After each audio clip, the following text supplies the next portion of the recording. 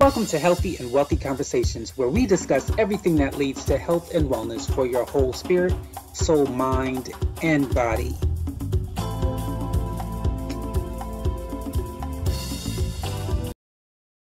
Hey, and welcome to another episode of Healthy and Wealthy Conversations. Today's conversation is with Marni Hill, Foderaro. Let's get the show started. Thank you so much for coming to Healthy and Wealthy Conversations. One of the first questions I like to ask is, on all my podcasts, was the place you are now, was that something you were introduced to in childhood? Did you have a healthy home lifestyle, whether it's with finances, with health, with emotional, mental state being? Was this something you were raised into, or was this something you came into? Well, I believe I came into it. It was definitely a journey. I am a product of a divorced family. And so there were definitely tensions, and I witnessed, a lot of mental and verbal abuse to my mother from my father, which, when you're a kid, you don't know that much different, as I grew up, I sort of knew that I was a little different than a lot of the other kids in that I was very independent and I was very driven to work at an early age. Even at the age of 13, I was waitressing and I was cleaning houses. And I was, of course, babysitting. And so I knew that I needed to, in order to make it on my own, I needed to work hard for that. And, as a result of my working hard, even in academics, I started college early. I mean, college to me was my ticket out and, of the dysfunction. And, not everything was negative. I mean, there were a lot of positive things growing up with both of my parents. But, now that I've gotten to the place where I'm at now and going through escaping an abusive marriage after 27 years, you start to do the research and you start to gain knowledge about what you've been through. And part of that awareness is putting the pieces of your own family trauma puzzle together and going back. So even in my 60s now, I'm able to,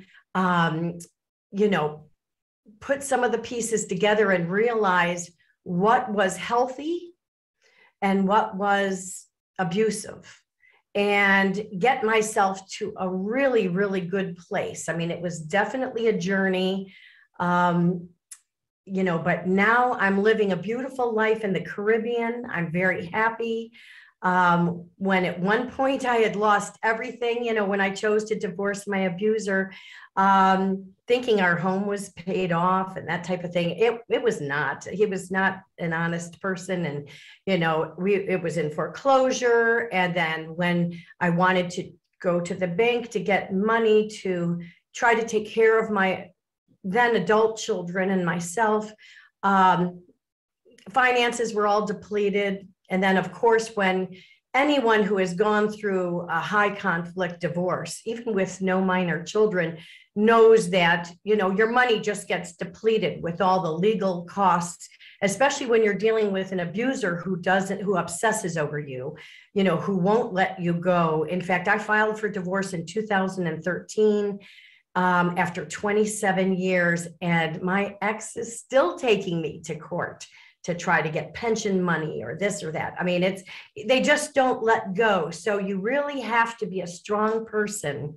and you have to really look out for yourself.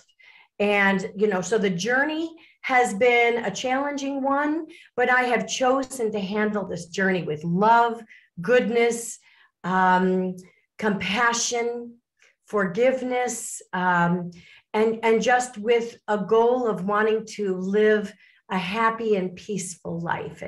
And so I feel like I finally, after many years have turned that corner, and I'm in the best health and in the best wealth that I have ever been. Would I be wrong in thinking that in order for you to get to where you are now, when you think about all of the things we talk about, health, emotional, mental, financial, physical, would you say it really starts with the mental health? Because I personally believe no matter what you do to make money, no matter what you do to lose weight, if your mind is not in the right place, you won't get to where you need to go. So would you say you started with the, understanding why you were in that type of relationship, how you got out of it? Like, did you work on your mentality first before you worked on everything else? Casey, that's a very good question. And yes, I did. When you are in a toxic environment, whether it is a work environment, with a job, whether it's in your family, whether it's in a marriage or a partnership, little by little, an abuser will gaslight you to sort of make you question your own reality and your own worth and your own abilities. And little by little, they chip away at your self-concept. It doesn't matter if you're a very accomplished person who, is very successful in many other areas in your life. It's very easy to be brought down. So emotionally and mentally brought down, but then that can also, stress can also do a number on you physically. So, there was a time, in the midst of all this abuse that, I had some physical ailments. Of course, that's all gone now. Now that I've gotten myself to a safe and free and happy environment, my health is perfect. So, but I definitely agree with you in that your mental health can, your thoughts really can control a lot of what happens to you in your life, whether it's other relationships, where you live, the jobs that you choose to get involved in, or activities that you choose to get involved with. And, it can have a positive or a negative effect. So I'm definitely a testament to that. Yeah. So yeah, it's all in your mind first. And knowledge is power. I mean, as an author, I have really devoted a lot of time to bringing awareness to domestic violence, narcissistic abuse, and parental alienation. And then more recently to intergenerational family traumas, to have people kind of look into these things when they realize they're in this type of situation, to have some tools that they can go to help work through some of these things. I found writing to be extremely therapeutic, but definitely research is a big part of it. You need to know what you've been through and who are the players you're dealing with. And then who are the positive people in your life that you want to continue to have a relationship with, and to get the strength. And I'll tell you, it takes a lot of strength, because there's a lot of fear in leaving abusive others. It's really, and sometimes you leave with no real closure, but the closure is knowing that you are getting yourself to a healthier and happier place. So, yeah. Thank you for that. So this might be a challenging question to answer, because I don't know that people, as you talk about abusive relationships or just being in a relationship with someone you don't click match with, I don't think people understand that sometimes there are things you do that can attract the wrong people in your life.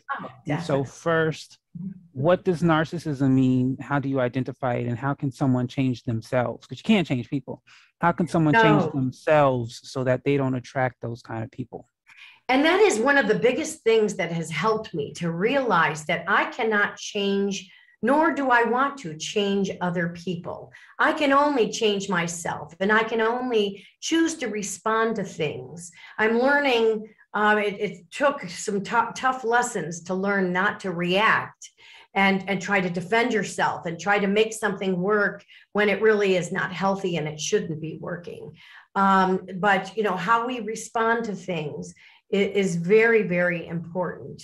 And to get to a healthy place, you do need to do some of the inner work, the reflection, to see, why did you attract certain people? There are so many different definitions of narcissism, and there's many different narcissists. In my case, really within my own family, as well as my marital situation, I was dealing with covert, malignant narcissists. So not people that yeah, they're grandiose and they're above the law and they feel like they're the ones that, are the victims, and they are the ones that, have this false public image that they work hard for years and years and years to their dying day. They're going to defend a certain narrative because they want their public persona to be a certain way. So it's important to understand and do some research on the various different types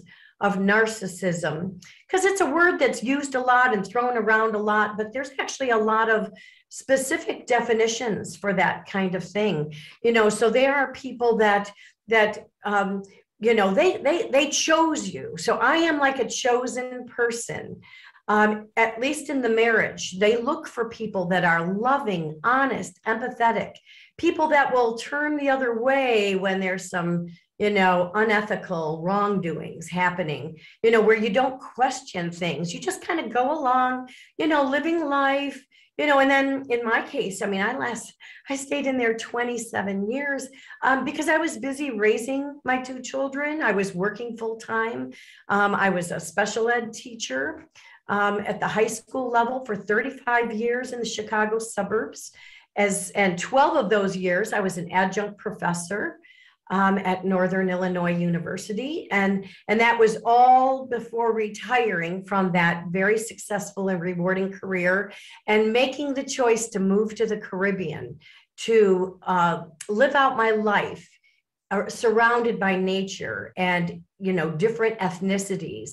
And even though it's the United States Virgin Islands, where I am, there's a very different culture here. And I love that. I love that. I love different ethnicities. I love different cultures. I am definitely a foodie, so I love the different kinds of foods that are grown and prepared on the island. And I do a lot of my own organic gardening and cooking. And, so it definitely is a process, but you need to not only be knowledgeable and learn about who you're dealing with and try to educate yourself about, really the personality disorder of the person that keeps up these narratives, but you also need to look at yourself and why you were kind of a target for this. And I've come to understand that a lot more. I've always been someone, my values have really not changed since day one. They've always been of honesty and goodness. And I believe in the goodness of humanity. And I believe, because I am someone with integrity, that everyone else I surrounded myself had those same values. But I had to learn the hard way that necessarily wasn't true, that there are people that are out to use you as a source of supply to, present a certain image, or live in a certain neighborhood or keep this up. And, it was kind of like I was living the American dream and a fairy tale life, but a lot of it wasn't real. I was trying to make it be this happy, beautiful, loving, environment, especially for my children. And unfortunately, because they are, even though they were adults when I chose to leave the marriage, the repercussions are significant to their lives.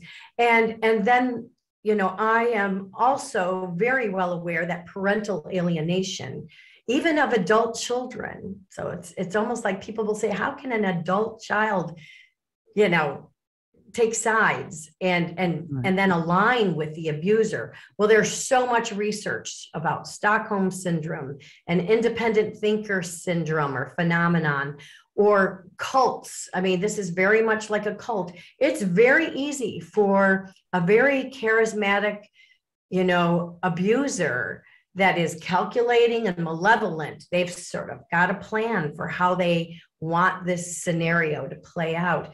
Very easy for them to do a smear campaign, which they worked on for years, to try to get others to view you in a negative light, when really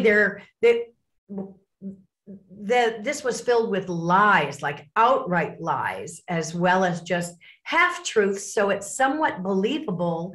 And then people kind of just believe that. So people that have gone through what I have gone through are very, very strong people, because we lose everything. We lose our house, our money. We lose all our assets. We lose our friends, family, and neighbors. Many people, luckily I didn't, but many people lose their jobs. And then, of course, their health suffers as well. And so it takes a very strong person to figure that out. And it takes a lot of time, and there's a lot of support out there, through other people's writings or YouTube channels or podcasts like yourself, that you have here, Healthy and Wellthy Conversations. It's great to have these conversations, because then people realize that they're not alone. And what they are going through could very well be something that many people have gone through, and it could give them the strength to start learning more about it and get themselves in a healthy place, mentally and physically and financially. Yes. So you mentioned your book earlier, the True Deceit, False Love, and Yes. also the terms and phrases of domestic violence. I know you mentioned they have tools that people can use if they're in this situation. Can you name one tool someone can use Sure. who they've identified they just really do not know how to get out of it safely? A tool they can use to acknowledge and then to leave the situation, or if they think they can fix the situation, fix it. Right. I'll tell you, some people can work with their partner and really be able to come to a mutual, effort and understanding, and try to make a marriage work or a partnership work. So not everyone needs to leave their situation. But if you're dealing with a covert malignant narcissist, there's a very good chance that these people don't have empathy. They are very malevolent. And so you really can't work with these people. I mean, the minute you're on to them, and I had definitely a defining moment, a light bulb moment that, really solidified, hey, I need to get out of this, and I need to get out of it fast. It would have been ideal if I would have been able to plan my escape. I could have made sure that my car finally had a tune-up after how many years, even though he has this brand new luxury vehicle.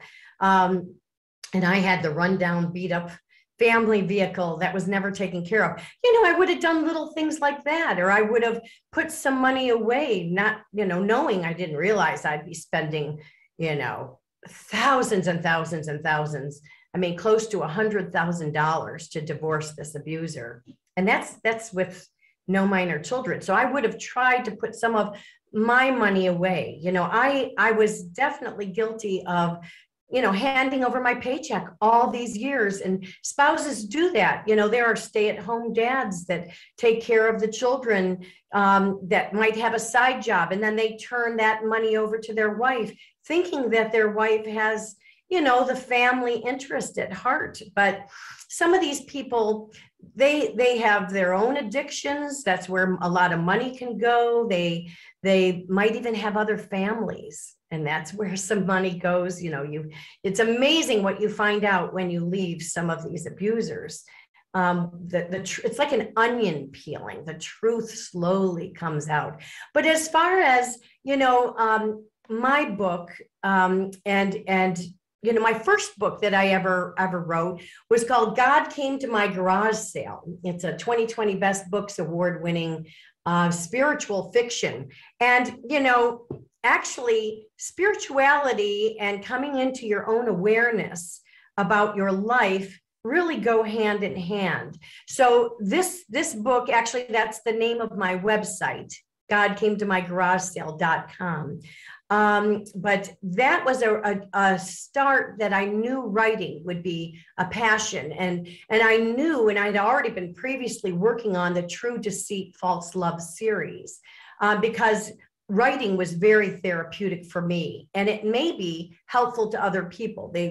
People have to deal with their own traumas in their own way. I mean, there's many different ways to handle this. Writing has worked for me.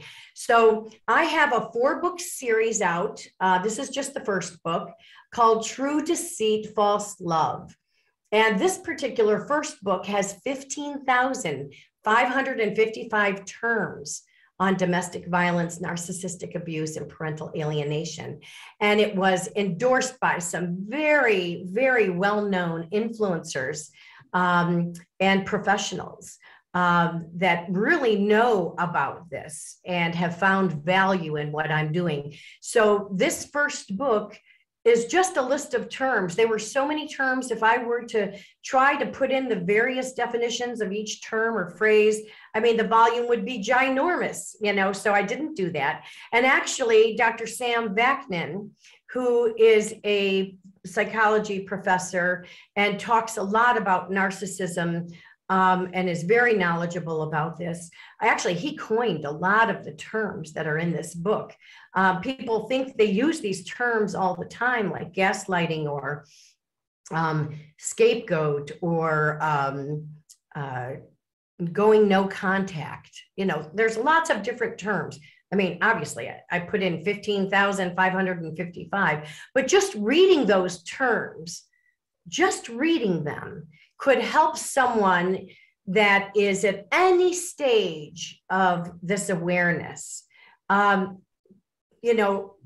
get some validation and confirmation of, oh yeah, that's what I'm going through. They can take that term and they might know it, generally, but then they could look it up and then they can connect the dots to their own experience. So I have found research and reading and listening and learning that has helped me in my awareness. So I purposely made this first book be a book where someone could take this and really look into it. Now, my second book, and I don't have the actual book right here. It's in the mail to me right now, but it will be out on Amazon and Barnes and Noble, and I'm with Hay House Balboa Press.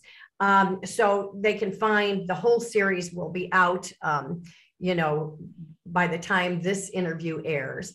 But the second book is Acrostic Poetry, and it's very informational, but it also addresses the emotional side of it, and it addresses what we go through. And I've written numerous poems. They're not my own personal experiences necessarily. Everything has been interwoven with, so the person who is the person writing the poem, for example, could be a dad that has lost, his kids to parental alienation. It could be a child that is going through this. It could be an employee that has found that they've been really harassed and abused at work, and they're trying to figure out, how do I navigate this? So these poems, there are 13 poems for each letter of the alphabet. So 26 letters, there's a lot of poems there. And so that's a pretty larger volume book.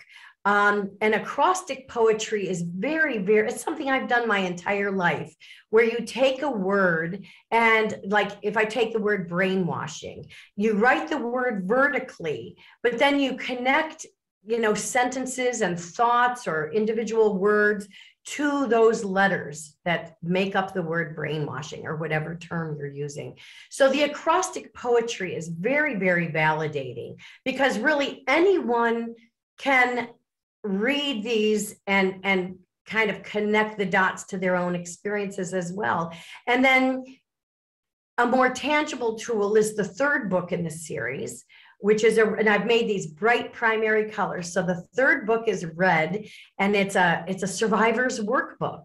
So if someone finds that writing is therapeutic for them, that they could get some help from that, This book is a workbook. So I explain what acrostic poetry is. Of course, I give a heartfelt note from the author, basically talking about domestic violence and parental alienation, narcissistic abuse, bringing awareness to that. And of course, these two books, the books 2 and 3, were also prominently endorsed by, very famous influencers in this abuse recovery community that really get it, and found value in what I was doing. So this third workbook has an acrostic poem, for an example, and 2 different words, terms, or phrases that, I thought were pretty general enough for anyone wanting to get a workbook.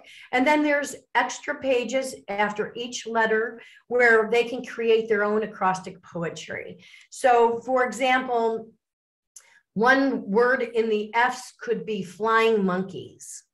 Okay, and that's a term that is used to describe coworkers, neighbors, friends, and family that really do the bidding for the abuser, for the narcissist. They befriend you. They're just trying to gather intel. They want to keep the relationship going. And I have found that it's good to release anyone who is connected to the abuser, the flying monkey, because they're loyal to that person. And that person has already smeared you with lies and, just half-truths. And so they are not, they're not on your team and supporting you. And, and it's not like us against them, but, you have to realize you have to surround yourself with positive, good, honest people. And the abuser is not an honest person. So anyway, with this workbook, people can, even though flying monkeys might be, there's a poem for that, and there could be some other F, like family intergenerational abuse, or, there could be many different words, many different words, but they might have their own F word. They can put that in there, their own F word, or, F could be the beginning letter of the name of someone in their family that they are struggling with, and they want to just kind of work out their thoughts and feelings by putting that person's name down and just trying to get some things out. I mean, acrostic poetry is very freeing. You do have a kind of a format to follow, but it's very free verse in many ways. So, anything goes. You can put one word, you can put a sentence, you can put part of a sentence and connect it to keep the whole sentence going. In fact, you could have a long word, and it can even be one sentence that just keeps going all the way down. So I have found writing to be extremely healing. But again, it's a process that you go through. Awareness is a big part of it, and looking at your own value system and staying true to your values, and getting yourself into a safe, healthy place is very important. And then you can start to do the inner work and connect things to your own intergenerational traumas, and then kind of eventually move past all that to where I'm already getting very, very close to that stage after many, many years. But I just am so, it just seems very important for me to bring awareness, to let other people know that they're not alone, and that there are tools and there are books out there. And I'm hoping that my True Deceit, False Love series will just be one of many tools that people can use to kind of figure out, their lives. This has definitely been, the last couple years of really evaluating yourself and where you're at and what are your values and what do you believe in, and, what you want to tolerate in your life and what you no longer want to tolerate. This is a good time for change. In fact, I've had really beautiful long blonde hair for a long time now. And even just cutting my hair, has been kind of a purging of sorts, just freeing myself, and it's hair, it grows, no big deal. But, it really was, freeing to just kind of say, all right, I am going to really embrace this new life I have. And I'm in the Caribbean. I mean, it's awesome here. Every day is another adventure, and I love it. Thank you for that. So you mentioned in the process of exiting, well, you came into the knowledge of the financial loss you were going to have and loss that you had at the moment. How did you get out of that situation? What did you do to recoup yourself? That's a really good question. And I have to say, I'm extremely more fortunate than many people, because many people might have even had a successful career, but their abuser kind of talked them into going on disability, or taking a lower paying job, or not working at all. So the abuser can control you, and they want to isolate you from any kind of success that you might have. So luckily, I came close, but luckily I never left my job as a teacher. So I am very, very fortunate that I was able to have that income. But I always felt like I never had money. And then, of course, the money became depleted when I lost everything. I mean, I was homeless. I had so many bills that I was left with, and the abusers they'll forge documents, and they lie on discovery documents. So you, the unknowing empath that just trusts people, are left with bills that you never even knew you had. Or new bills are taken out, new credit cards are taken out in your name, with your Social Security without your permission. You're left, even with investments. I think my ex put like 95% into his name, but that wasn't even, right away. That was done over many, many years. So all along I was thinking, we're good. Everything's good here. We're going to, be set up for our future, and that wasn't the case. That wasn't the case. There was another agenda and other interests that, where all our money went to. So luckily I had that job, but I always felt like we never had a lot of money, even when I was bringing a good salary. And then my ex was making double what I was making. We were living in this gorgeous home, and, living very comfortably. So I had no idea really that a lot of it was it was fake. It was an illusion. So I always went to garage sales just to get clothes and things. Actually, I did that as a kid too, because, I was on my own as a kid. And I remember once a year, there was a rummage sale at the local church. I grew up in Lake Forest, Illinois, and the First Presbyterian Church had a rummage sale, and that's where I would get my clothes for the year. I did have, when I was very young, I did have a grandmother that did buy me. I would visit this grandmother in the summers, and I did come home with some beautiful clothes. But I was really on my own to try to just make ends meet. And I kind of carried that over through the 27-year marriage. I made sure that, I was very frugal with the money that we spent, because first of all, it wasn't controlled by me. It was controlled by my ex. So I was allotted a certain amount, I can't even believe I went along with this, but I did at the time of just, oh, you're not smart enough to have a checking account of your own or something like that. I don't know. It really, after I left all of this, it was a learning experience. I remember getting my first bank account on my own, and I was shaking. I was nervous. I mean, I was very traumatized with money because so much was taken from me.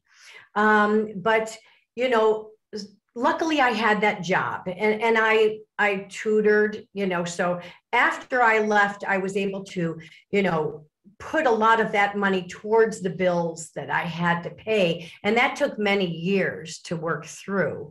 But, and then I even had, I had many, many lawyers. So that takes a lot of money. And I still have one lawyer that was very ineffective.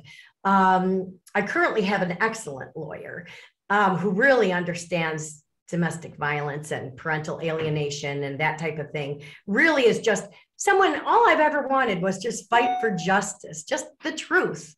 You know, if I have to do something more or whatever, that's fine. I just want the truth to prevail. And I didn't always have that support with a lot of other lawyers. And I have one lawyer that continues to hound me and actually is financially abusing me, putting on extra fees and all these things. I haven't even worked with this lawyer in, you know, I don't know, like probably 7 years, but is still charging me every month for work that is not even being done and adding on extra fees. I don't know how that's going to end.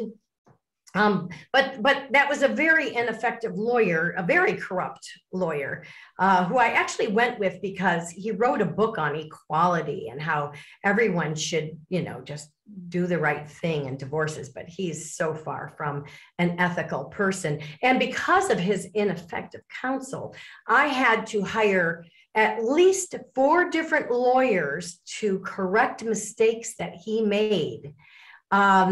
And so all that was extremely costly. So, but anyway, I'm very fortunate in that, you know, I have a pension coming in. The books that I write are not money makers. Actually, it's almost like I pay to write the books, which is fine. It's very therapeutic for me. That is not my goal in writing. My goal is to heal myself, but also to help other people and to bring awareness. I've got 2 alienated adult children.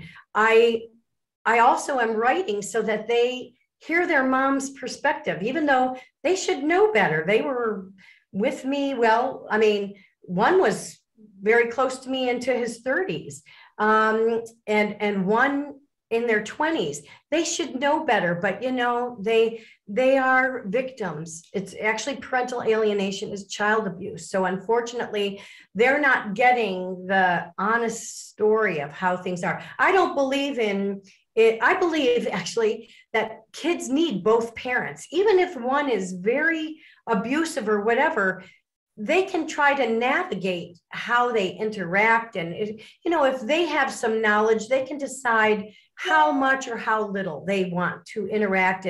But I do believe kids need both parents, no matter what. Just because my relationship, you know, my light bulb went on to the abuse that was happening to me, doesn't mean that that same type of abuse is happening to them. Now, definitely parental alienation is abuse. Any researcher will tell you that anyone who, you know, any mother or father that goes to the extreme to try to turn your children against you to the point of they'll have no contact, that's an abusive situation. That's really not very healthy. But anyway, getting back to money, I you know, am slowly I was able to take care of the things I needed to take care of, and, you know, get myself to a healthy place financially as well. And, you know, to be able to move to the Caribbean. I live a different life here in the Caribbean. You know, they don't have stores. There's no Walgreens or Walmarts or Costco's or, you know, I'm not doing any of that. I might go to a farmer's market, or I go and I do a lot of my own growing of vegetables. I try to be as self-sufficient as I can here on the island. So it's a very different thing, you know. And I was able to come over here with some basics, you know, and clothes and, you know, furniture and some basics, which was nice because then I didn't have to pay the extra costs for things like that. Anytime you're on an island, just because things need to be brought in by cargo ships, you know, things cost a lot more.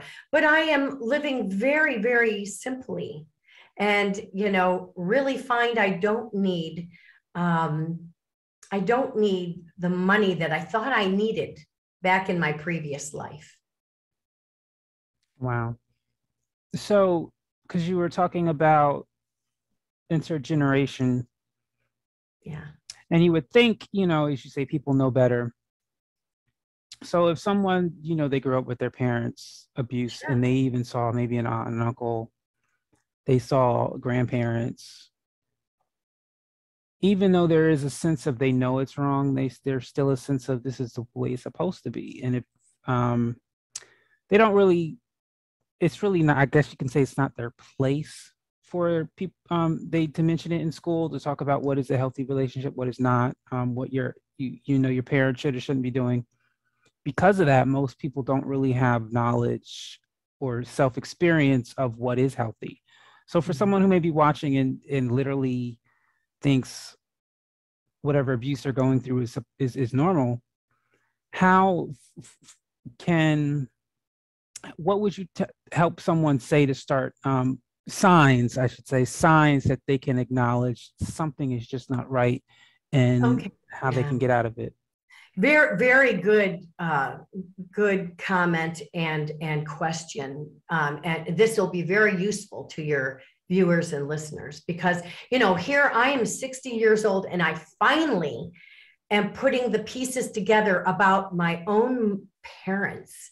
And abusers want to keep a narrative going into their 90s. It doesn't matter, but now after what I've gone through, I can kind of see what, my mother went through, for example. We have very similar stories with abuse, but she wasn't as equipped as I was in that day and age to be able to get the support she needed, and so one of the signs is gaslighting, which is just huge, where you are made to believe that you're not looking at things right. In fact, my own father, this past year made a few comments to me after he kind of confronted me, like accusing me of something which wasn't true, and you want to defend yourself. It was just out of the blue, and it was just really unwarranted and bizarre, but after he did that, and I gave him the proof that he needed, that that isn't true, he made 3 statements to me, which is an example of gaslighting. That if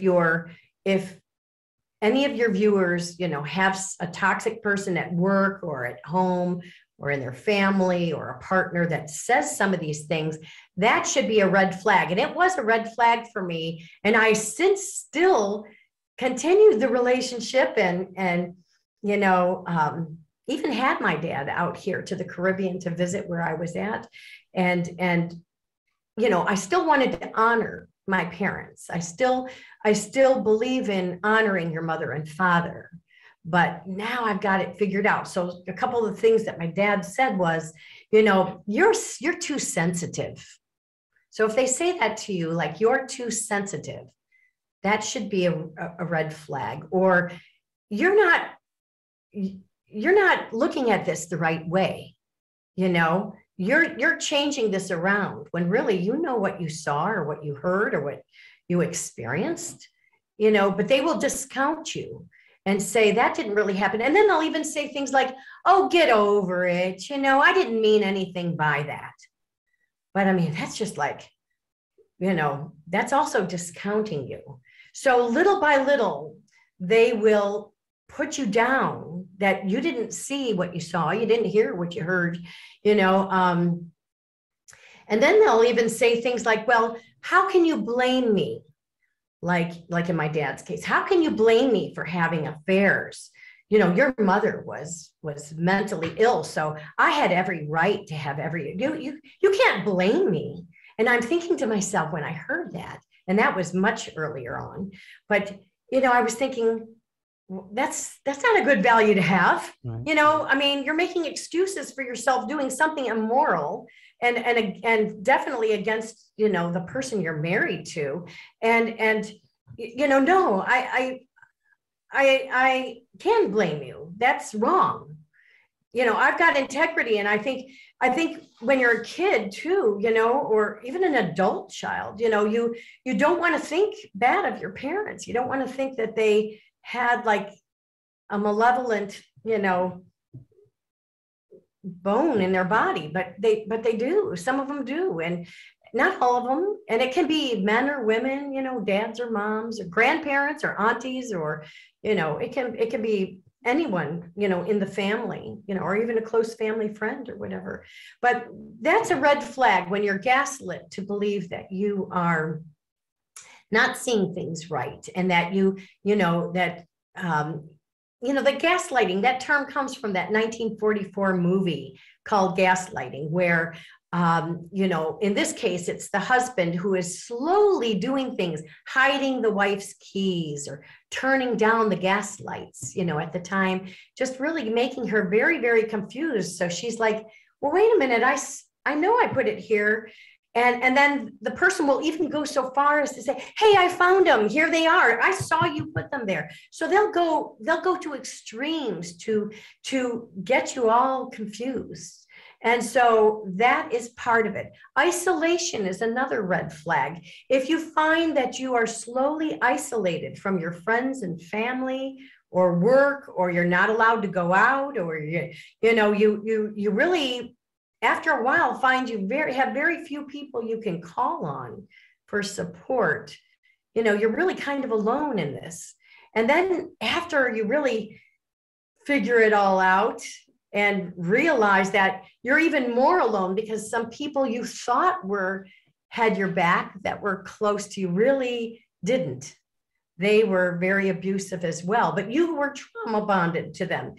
So the trauma bonds are real. You really trusted these people, and you let them kind of take care of things for you. You kind of relinquish some of your own power and ability. And so, that is part of it. So isolation is a very big part of it. When you find you're isolated. So gaslighting, isolation, another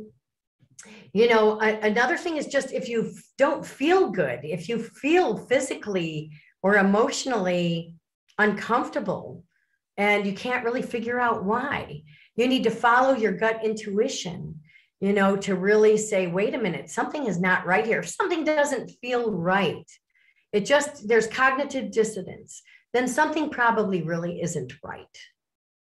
And I ignored that for so long, even with my own father for all those years, and he can be a very good person in his career or with his current wife or with his friends or what he's doing. But really there was abuse, and it's all very clear to me now.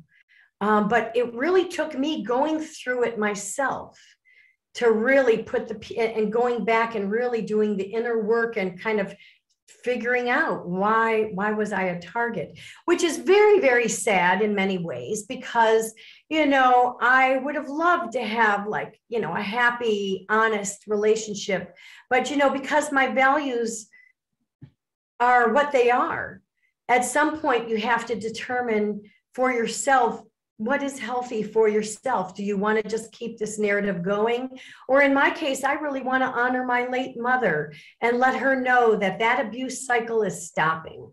I'm going to honor her. And hopefully from heaven, she is looking down and, saying, yay, Marni, you finally got it. Sorry it took you so long. And what's very, very sad is, kids that have gone through alienation, and I did go through alienation, and I have to say, from both parents, my mom at one point was alienating me from my dad and vice versa. But my dad, my mom left this earthly plane,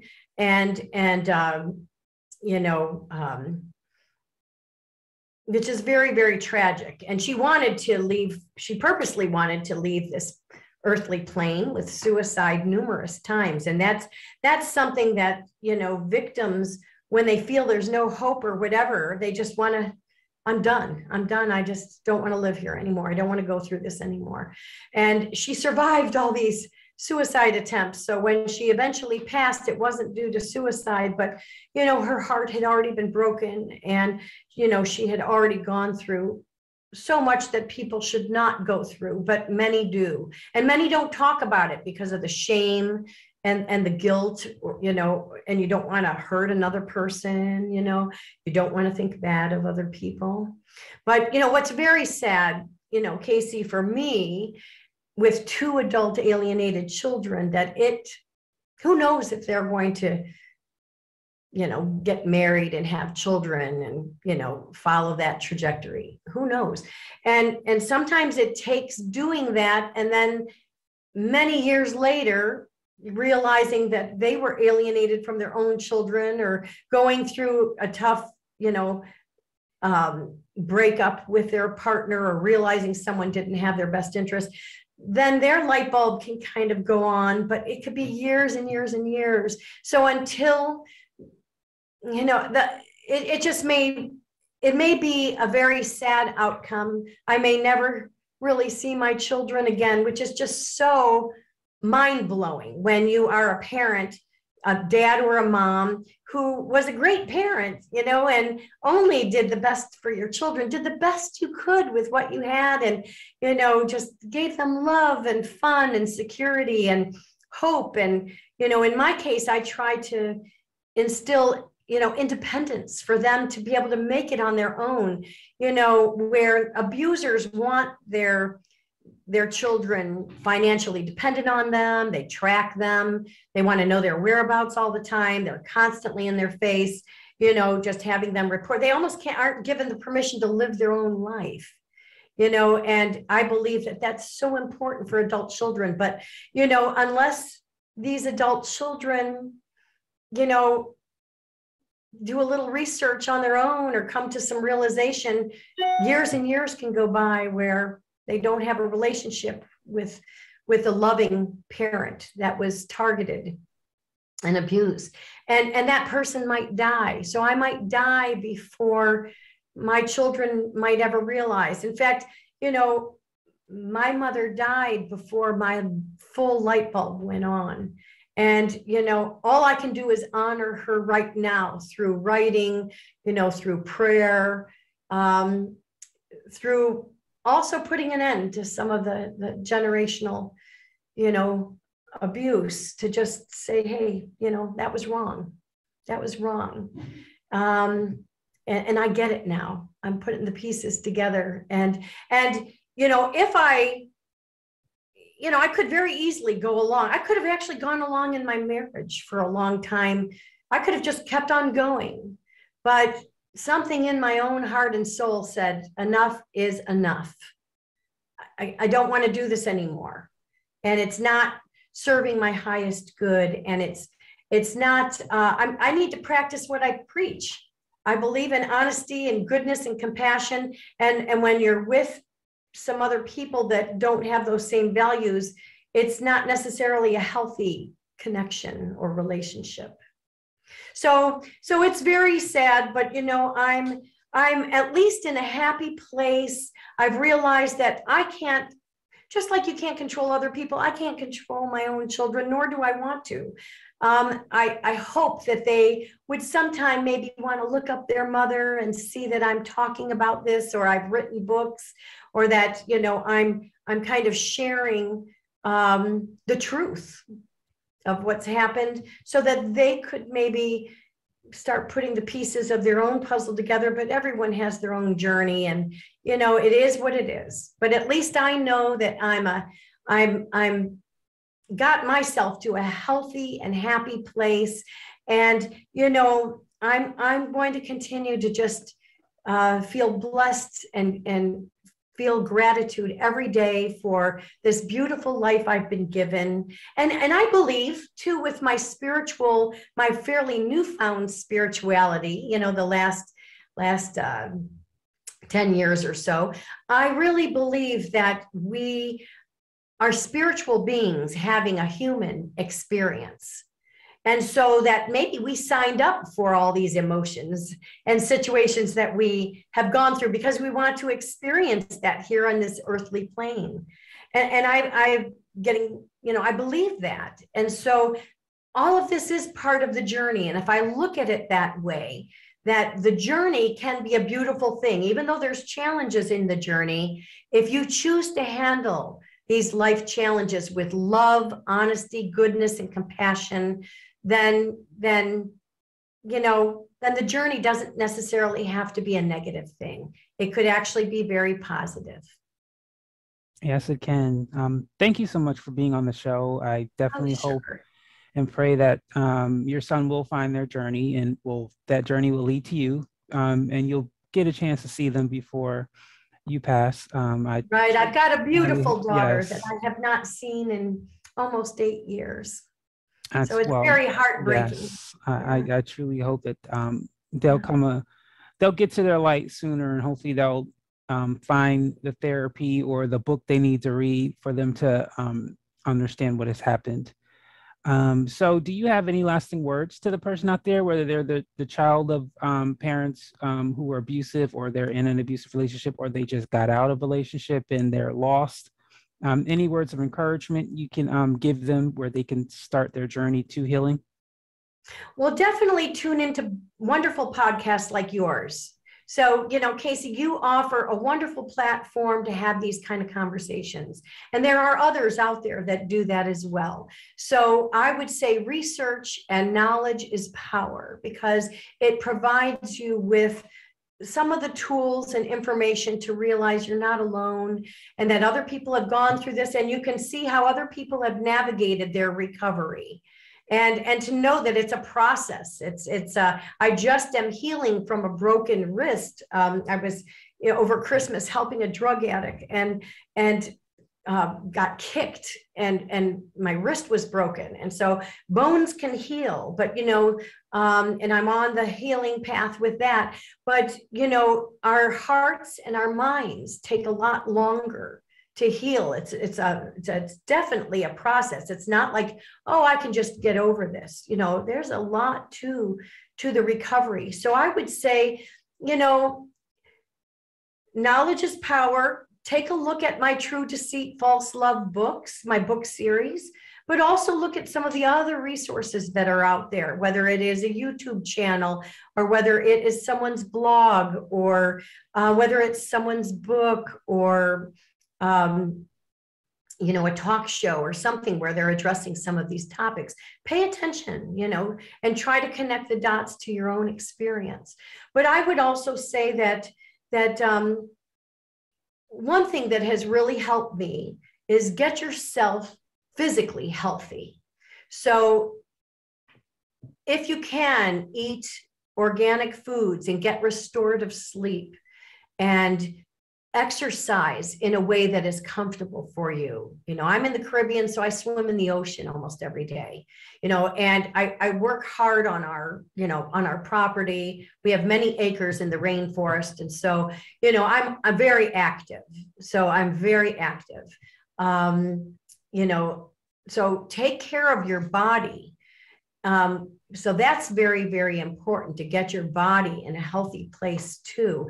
And then do the quiet work, which is meditation or yoga, or listening to affirmations, whatever works for you. I mean, it's different for every different person, but I have found that meditating, which was not easy for me to do in the beginning, it really took some effort to quiet my mind, to get to that zone, to really do some reflection.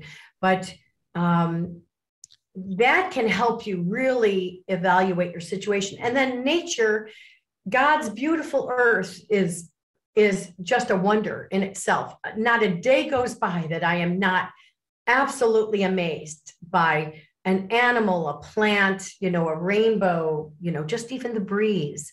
We have trade winds here.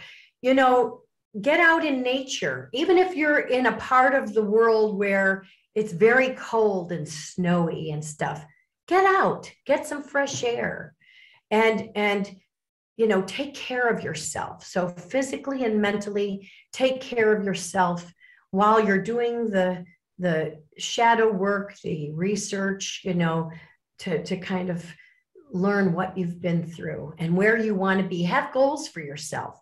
I'm a big one on vision boards. On my vision board, before I even was an author, I put that I want to be an author and I want to win a book award. And I did. I won the 2020 Best Books Award for my spiritual fiction. I put that on my vision board. The last photograph that I have with both of my children, I have that on the vision board, because I remember the love that was that was just natural, that was there on that day that photograph was taken. And, I can just try to, when you try to manifest things, when you put out positive energy, positive comes back to you. If you're all negative about everything and, poor me and victim mode or whatever, negative will come your way. I think that we have the power to create what is best for us and what direction we want to go. That's why goals are important. And even writing down your goals or making a vision board can really help move you towards that positive, because life is beautiful and we all should, realize our potential and live the best life that we possibly can. And try to encourage that with other people as well. Thank you so much for watching this episode of Healthy and Wealthy Conversations. Audience, thank you again for watching. I greatly appreciate you. To our guests, thank you, Marni, for taking the time, for sharing your story with us. I greatly appreciate it. Thank you. Have a great day.